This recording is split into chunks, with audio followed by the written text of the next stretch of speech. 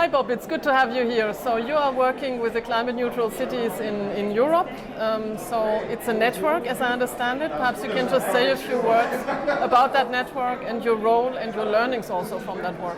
Yes, thank you Andrea, and thank you for having me.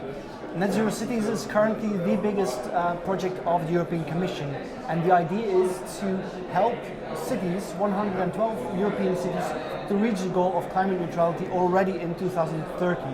And what my role is in that project is I help identify the structural barriers of cities. So whether it's technical, whether it's capacity, whether it's legal issues, the regulatory framework that needs to be adjusted, we are there to help these 112 cities to reach their targets and see how far we can go. Because what we are seeing at the moment is while national governments are stagnating, the cities are really wanting to accelerate. So, yeah. What solutions do you see in that respect, or where would you say it's really important to focus upon? Well, if you want to look at solutions, you also need to look at the flaws, and the flaws have been exposed last year. And one of the flaws was that a lot of the capital is currently flowing out of the communities, and on the other hand, that a lot of people have been left out of the transition.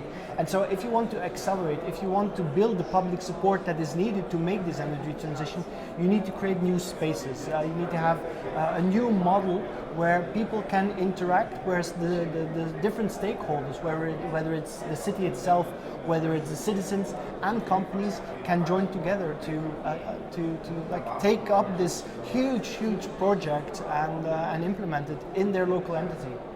And I think that's also very relevant if we look at heat networks, because in terms of heat networks, it really requires bringing all those stakeholders together around the table to make sure that they communicate to each other and that they buy into those solutions. So I guess that's what you're seeing as well.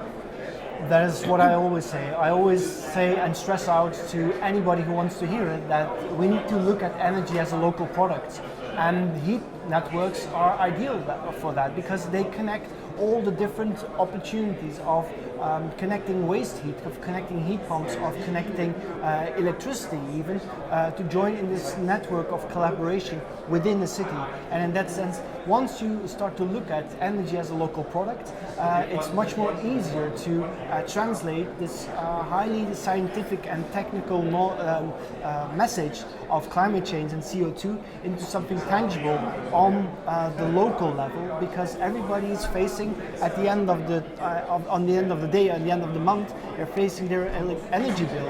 And if you can translate the climate action towards the energy bill at the end of the month, then you have the key to success. That's a very good word to summarize it also. Thank you very much for your insights. Thank you. And good luck for the ongoing work with the Climate Neutral Cities Network. Right. Thank you, Bob. Thanks for having me.